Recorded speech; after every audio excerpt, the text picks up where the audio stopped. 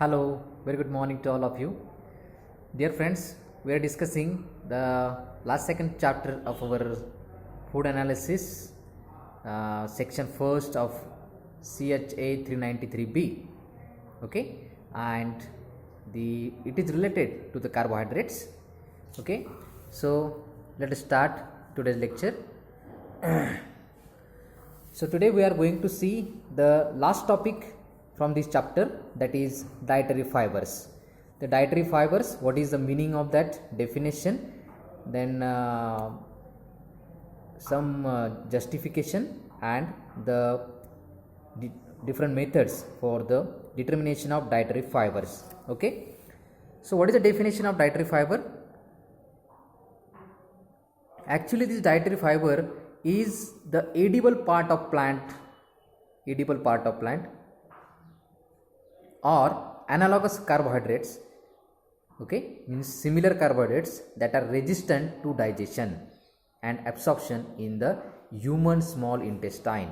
Okay, so these are the plant origin material, okay, or it may be of another carbohydrate, but these carbohydrates are resistant to digestion, so they are not digested and are not absorbed in the human small intestine. Okay, so such carbohydrates are known as dietary fibers. Okay, this is the most important definition of dietary fibers. Okay,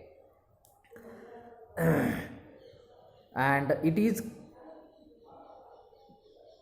fermented or complete or partial fermentation is done in large intestine of the human being. Okay, so it is not digested or not absorbed in the small intestine, but it is partial or complete fermentation or the absorption takes place in the large intestine. Okay, so this dietary fiber includes polysaccharides, oligosaccharides, lignin and associated plant substances. So these are the composition of dietary fibers: polysaccharides, oligosaccharides, lignin and associated plant substances.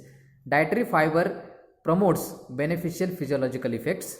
So means what? These dietary fibers are essential for the human being. So these are the essential nutrient part of the diet of human being. So that's why it is called as dietary fibers. Okay, and the physiological effects such as laxation, blood cholesterol attenuation and blood glucose attenuation, they are promoted by these dietary fibers. Okay, now let us see the major components of dietary fiber. The major components of natural dietary fibers are cellulose, hemicellulose, lignin and another non-starch plant polysaccharides such as pectin. Okay, so remember these things: cellulose, hemicellulose, lignin and pectin. Okay, these are 4 to 5 components are there for the dietary fibers. Okay, so cell wall polysaccharides of plants. First of all, cellulose. So cellulose, what is cellulose? Cellulose is a plant material and it is a linear polymer of beta D glucopyranosyl units. Beta D glucopyranosyl units. So what is this beta D gluco? It is a chain or linkage of these two monomeric units of these monosaccharides, let us say, and it is called beta D glucopyranosyl units. Okay, some molecules of this cellulose may contain 10,000 or more glucosyl units. Okay, so more than 10,000 glucose units, okay, cyclic glucose units are joined together in this, and hydrogen bondings between parallel polymers forms strong microfibrils. Okay, so that's why these strong microfibrils forms a external cell wall. It makes external cell wall of the plant, it is tough. Okay, and the next material is hemicellulose. Hemicellulose, it is a heterogeneous group of polysaccharides. Okay, and the only similarity between them being their association with cellulose in plant cell walls. Okay, then the next component is pectin. So pectin, what is pectin? It is like a hemicellulose. It is a family of polysaccharides. Pectins are a family of polysaccharides, although in this case there is structural similarity. The main feature of all commercial pectins is linear chain of 1,4 link alpha D galactopyranose acid units. Okay, so they are consisting of 1,4 linkage is there. 1,4 linkage means there is a linkage between first carbon atom of one monomer and fourth carbon atom of another monosaccharide units. Okay, and it is alpha D galactopyranose siluric acid units. Okay, then lignin is a non-carbohydrate. Remember well, lignin is a non-carbohydrate, 3-dimensional water insoluble polymer. Okay, and this is a major component of the cell walls of higher land plants. Major component of cell walls of higher land plants. Okay, and this lignin may be covalently linked to hemicellulose. Okay, so these are what we have discussed here. These are the components of a dietary fibers. Then methods for determining these dietary fibers. First of all, we will see the overview, means introductory part of these methods. The dietary fiber is determined generally gravimetrically. So gravimetric analysis is used for the determination of these dietary fibers. In such procedure, digestible carbohydrates, lipids and proteins are selectively solubilized by chemicals, or they are removed by enzyme catalyzed hydrolysis. Means what? Here we have to determine the dietary fibers. Okay, and to determine the dietary fiber, we have to remove or solubilize all the digestive carbohydrates, because dietary fibers are non-digestible. Hence, to determine them, we have to remove or eliminate or solubilize all digestible carbohydrates, lipids and proteins in the chemicals, or they are removed by enzyme catalyzed hydrolysis. Then the non-solubilized or non-digested materials are collected by filtration and the fiber residue is recovered. Okay, it is then dried and weighed. Then we are discussing here the AOAC method for soluble, insoluble and total dietary fiber. Okay, so the principle of this method for the determination of this dietary fiber is starch and protein are removed. So I have already told you that starch, protein, lipids are and other soluble carbohydrates, they are removed either by chemical or enzymatic methods. So this is included in our principle. Okay, so starch, protein are removed from a sample by treating the sample sequentially with a thermostable alpha amylase. This is an enzyme. Then a protease and glucoamylase. Okay, so these enzyme catalyzed reactions are done on this sample. Then the insoluble residue is recovered and washed. Then ethanol is added to the soluble portion of precipitate. Soluble polysaccharides to precipitate soluble polysaccharides. Okay, then to obtain total dietary fiber, the acronym is, a short form is TDF, total dietary fiber. The alcohol is added after digestion with glucoamylase. This is another enzyme, and the soluble and insoluble dietary fiber fractions are collected together, then dried, weighed and ash. So this is the principle of the AOAC method. Then the outline of the procedure. So the procedure is very long. It is time consuming process. We will see one by one all the steps. So the samples which are devoid of significant lipid solvent, soluble substances is added.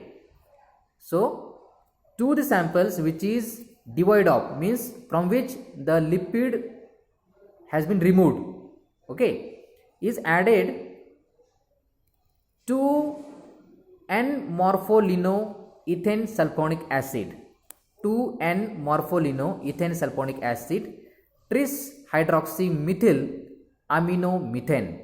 The short form is MES-tris. So to this sample, this chemical is added. Then a buffer that is 0.05 molar each and having pH 8.2. Okay, and a thermostable alpha amylase. Okay, so this mixture is prepared, and this mixture is then heated at 35 minutes for 35 minutes at 95 to 100 degrees Celsius to gelatinize any starch so that the alpha amylase can break it down. Okay, so here in the first step we are breaking the alpha amylase sorry, the sample is broken down by the alpha amylase. Then next step is, after cooling to 60 degree, so we have heated it up to 100 degrees Celsius, then cooled to 60 degrees Celsius, a protease enzyme is added and the mixture is incubated again at 60 degrees Celsius for 35 minutes to break down the protein. Okay, so in the B step, second step, we are breaking the protein sample, protein material present in the sample.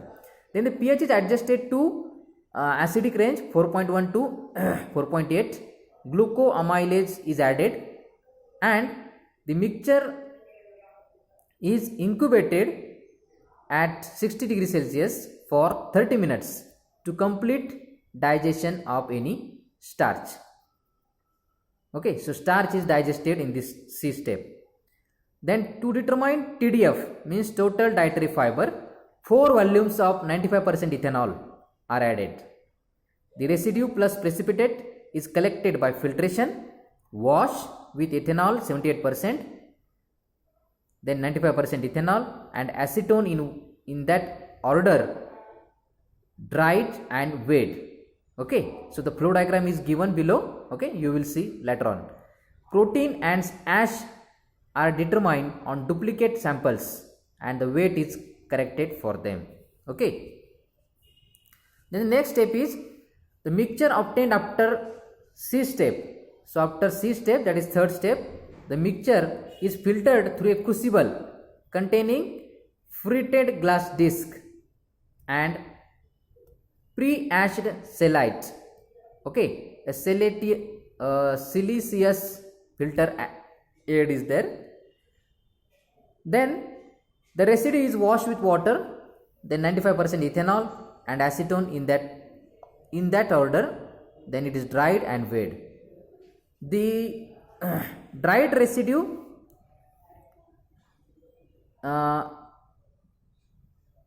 is then analyzed by Geldal method. A duplicate residue is analyzed for ash.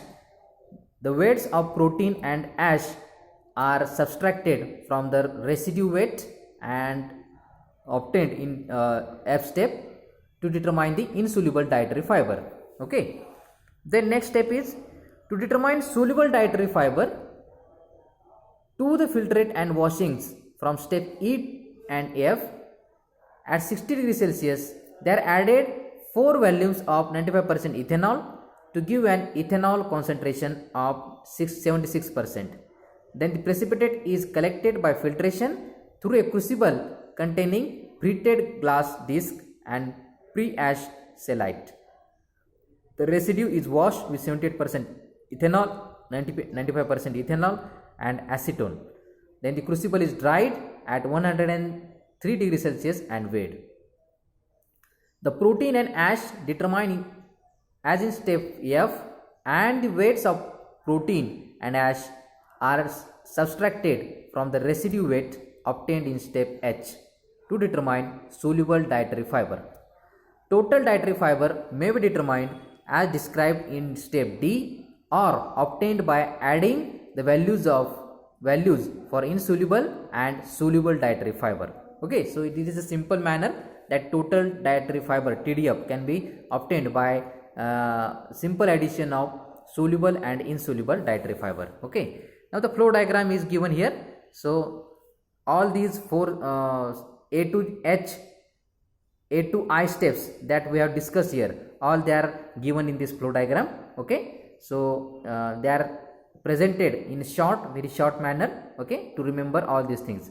If you remember this flow diagram for the total dietary fiber, then you can elaborate your answer. Okay, you can remember these methods for the determination of total dietary fiber. Okay, so in this way, dear students, we have completed our this chapter, that is carbohydrate. Okay, and Here we have completed our uh, 7th chapter of this section. Okay, and only one chapter is remaining, and that we will see in the next lecture. Thank you very much for watching this video.